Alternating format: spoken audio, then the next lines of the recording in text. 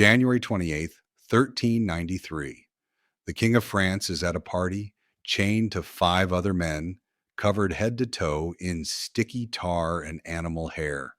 Someone walks up with a torch to get a better look at his costume. What happens next kills 4 people, almost starts a civil war, and proves that even in medieval times, nobody read the safety warnings. This is the story of the Bal des Ardents, or as history remembers it, the Ball of the Burning Men, when the most powerful person in France thought it would be fun to dress up like Chewbacca if Chewbacca was soaked in rhydonium.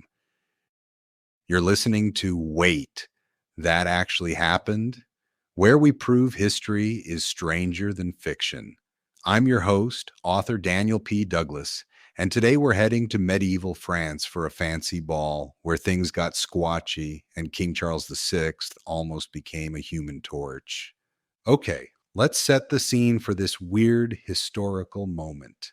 Medieval France, 1393. This is not a good time to be French, or really to be anyone in Europe. The 100 Years' War is raging. The Black Death keeps coming back for encore performances. If you make it to 35, you're basically a senior citizen. Most people think the world might be ending, which fair enough, it kind of looks like it. Running this mess is King Charles VI. Charles started out great. People called him Charles the Beloved, smart, capable, good at king stuff. Then at age 24, something snaps. He has his first mental breakdown in 1392. While riding through a forest, he suddenly attacks his own men, kills 4 of them before anyone can stop him. For the rest of his life, he swings between normal and completely insane. Sometimes he thinks he's made of glass. Sometimes he forgets he's king. Sometimes he doesn't recognize his own wife. The nobles are circling like sharks. When the king goes crazy, everyone else grabs for power. France is basically held together with string and prayer. So naturally, this seems like the perfect time to throw a party. The party is for a royal wedding.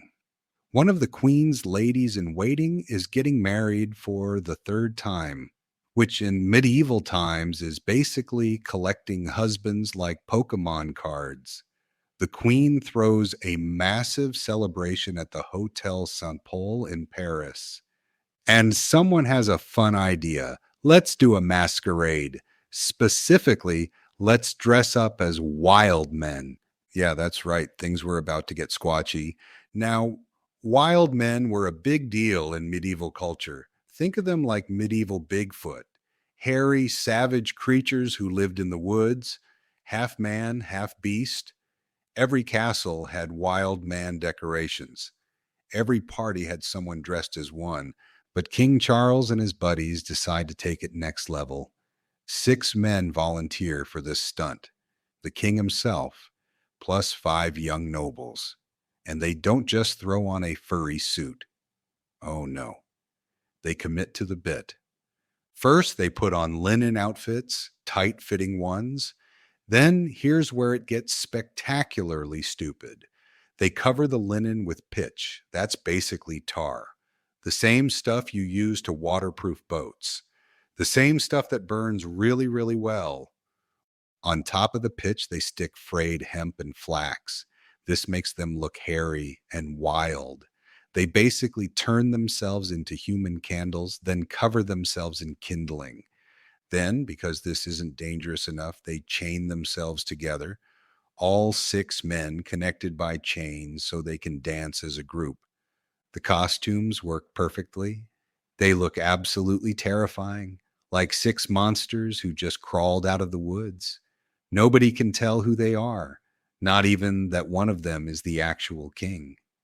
They burst into the great hall, howling and dancing. The crowd loves it. These wild men are jumping around, rattling their chains, acting like beasts. The whole party stops to watch. People are trying to guess who's under the costumes. Now, here's the thing. Everyone at this party knows fire plus these costumes equals disaster. The organizers specifically banned all torches from the hall. They put signs up. They told the servants, no fire near the wild men, period. But then the king's brother shows up late. Louis, Duke of Orleans, arrives drunk. He's missed the announcement about no torches. He walks in with his entourage, all carrying torches because, it's dark in medieval castles. Louis sees these wild men dancing. He's curious. Who are these guys? He grabs a torch and walks closer to get a better look. Some accounts say he was just being careless. Others say he did it as a joke, pretending to threaten them with fire. Either way, he gets too close. A single spark flies off the torch. It lands on one of the wild men. Whoosh! The costume ignites like it was designed to burn, which basically it was. The fire jumps from the first man to the second, then the third. The chains that connect them become chains of fire. 4 of the 6 men are instantly engulfed in flames. They're screaming, trying to roll on the ground, but they're chained together. The crowd panics. Some people try to help, but what can you do? There's no fire extinguisher. There's no stop, drop, and roll training. There's just 4 human torches chained together, burning alive in front of horrified party guests. But wait, where's the king? Turns out Charles got lucky, really lucky. When the fire started, he was standing next to his 15-year-old aunt, the Duchess de Berry. Yes, his aunt was younger than him. Medieval family trees were weird like that. This teenager basically tackles the king and throws her huge dress over him. She smothers the flames before they can spread to him. A 15-year-old girl just saved France from losing its king to a party trick. One other wild man escapes. Either he breaks the chain in pure panic, or maybe he wasn't fully attached to begin with. Either way, he has the brilliant idea of jumping out a window into the wine storage below. He lands in a giant barrel of wine and survives. The other 4 aren't so lucky. 1 dies on the spot. 2 more die within days from their burns. The 4th lingers for 3 days in agony before dying. The party, obviously, is over. The king survives, but barely. The shock of almost burning alive doesn't help his mental state. His episodes get worse and more frequent. For the rest of his 30-year reign, he spends more time insane than sane. The Duke of Orleans, the guy with the torch, becomes the most hated man in Paris. People think he tried to kill the king on purpose. The church makes him do public penance. He has to pay for monuments to the dead men. His reputation never recovers. The power struggle gets worse. With the king basically broken, France splits into warring factions. This leads directly to civil war. The English invade and win the Battle of Agincourt. France loses half its territory, all because someone thought tar-covered costumes at a party with open flames was a good idea. The Duchess de Berry, the teenage hero who saved the king, she gets massive rewards. Land, titles, money. She becomes one of the most powerful women in France. Not bad for throwing a dress over someone. The French court bans pitch-based costumes forever. They also get really serious about fire safety at parties. Though honestly, this feels like something they should have figured out before turning nobles into human torches. You know what's crazy? We still do stuff like this today. Even today, party accidents happen when people don't think about fire safety. Gender reveal parties with pyrotechnics, YouTube celebration videos with sparklers, candles too close to decorations, indoor fireworks. The difference is we have fire extinguishers and emergency services. Medieval parties had neither. At least medieval nobles had an excuse. They didn't have warning labels or safety regulations or basic chemistry education.